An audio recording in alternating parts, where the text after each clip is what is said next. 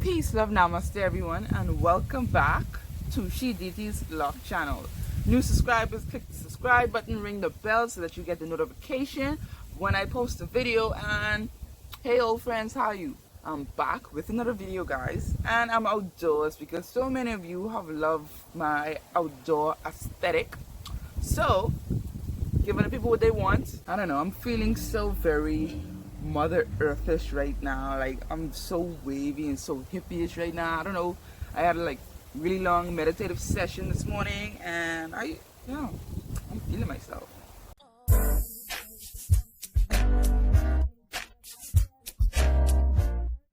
So today we will be discussing how to properly deal with frizz. I made a video in the past topic on pruning locks and how to prune locks to get them to look neat, to get rid of the little faggies that some people really don't like. I personally don't mind them, but so I have an awesome example for you guys. Here is one of my locks that I cut off. It was a twin dragon, you know, one of those double-headed. Well, this is actually a triple-headed one. Honestly, this is like the third head all out of a one stem of lock. So I'm like, oh, let me just cut one off. And I do miss it a lot. As you can see, it has some length. So it's a good thing I did, because I will be using this as an example on how to maintain that lock. And what you will need is just a simple crochet needle. I got this from Amazon. I'm using the size 0.5 millimeter. Hope I hold it the right way. And this is simply all. Now, earlier, like I said, I did do a video on pruning and how to wrap the hairs around. But we all know that it really doesn't stay. That's really not a permanent fix to the issue at hand.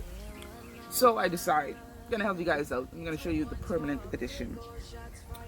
So yeah, I distressed the lock because all of it started off like this.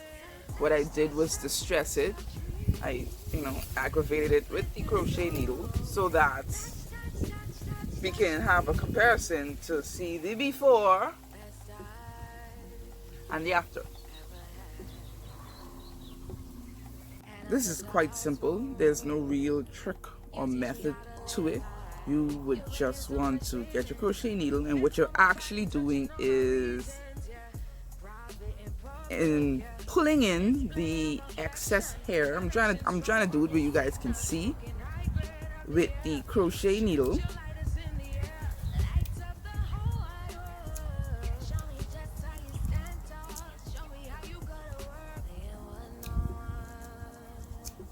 And you're not doing this tightly. You're not focusing on one spot too much. You're going to go up and down the entire shaft while you're doing it, because you don't want your locks to become uneven during the process of doing this.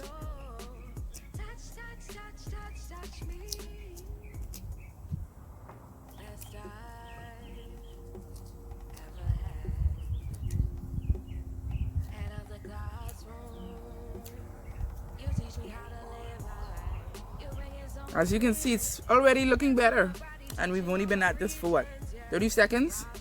So I'm gonna continue the process and just in and out, quick, easy. Find a section of hair, just gonna, it's a juking motion. I don't know if juking is a word that you guys are familiar with, but here in the Caribbean, juking means like this. This is juke, like someone juke you. But so it's a stabbing motion. You're just in and out, quick,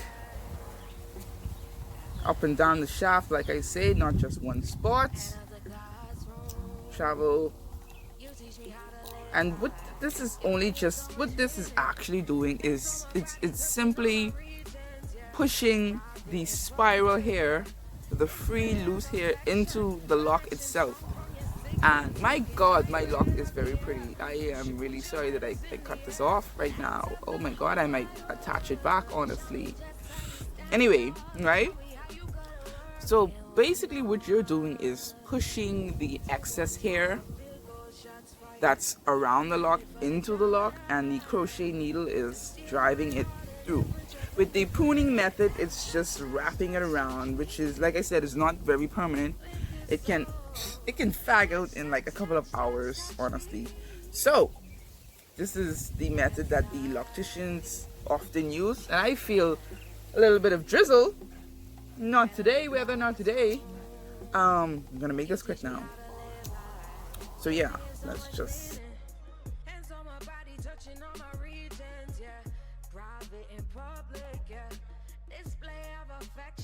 Connection strong from your signal, smoking high grade of the air. You should put your lighters in the air, lights up the whole wide world. Show me just how you stand tall. Show me how you go to work. Okay, as you can see, that big old fagginess, it's more in tune with the rest of the lock. You can carry it down a bit more, but please, folks, please be careful. Why I say to be careful, because this is a great method to help minimize fuzz and balance your locks out. You can actually use it to take out the lumps that are around your lock. I would not recommend you doing it to that extent on your own, because there have been cases where people do this so much till they make the lock so thin that it pops off. Yeah, you can actually, maybe not this size, but an average size lock, because my lock as you can see is quite thick. The average size lock, a person would do this over and over and over, and the lock just becomes thinner and harder and thinner and harder, and before you know it, it happened to someone I know. It happened to my mom, and she had to cut off all her locks because she used the same method and severely damaged her locks to the point where it was irreversible. There was nothing that can be done for it at that point. So again, you do not want to do this too often. Do not do this too often or too much. If you simply just want to get rid of some of the fags, I suggest doing it for like a minute on each lock and leaving it as such. You don't need it to be. I love this actually. I think this is a perfect adjustment, like I said, for the lock type, the thickness and everything. Please guys, do not take this video and go and damage your locks by trying to make it overly neat and proper. You know, you have to let your hair be wild at some points. That's why I say carrying it to here would be great for that level of frizz. And you can also do this to fly away hair at the root. Let's just say this is your hair at the root. You know, you're trying to freeform, you're trying to semi-freeform, and your hair is lifting up. You don't want to retwist, but doing this with the root hair and carrying it into the root of your lock is a great way to also help with that flyaway root hair without you having to retwist. Like, I barely retwist. As you guys know, I retwist once a year, which I'm thinking of doing more often. I think I'm gonna do it 2 times a year because I have a lot of lumps. But like I say guys, you can, this is awesome for flyaway root hair as well. It's gonna be a little bit uncomfortable when you're doing it. Do not, like I said, do not do it tightly. The same method that you use to tame the free flyaway hair on the lock, you can do it to the root, and to help bring in that root that's trying to get away from you basically. So crochet needle a little bit, get that loose hair inside the lock, because that's all you really want to do, is make sure get the loose hair inside this loose hair here. We just want to make sure that that goes inside the lock enough to stay in place. So let's imagine that this is your root. So we're doing root work right now. They say it will be a bit uncomfortable because it is your root, but you will have less flyaway hair, and this is like the ultimate fix. I don't think there's any other way except for retwisting that you can deal with flyaway faggy locks or flyaway faggy root. See that root now? Yeah, so this can be done, like I said, with your root hair or your shaft hair.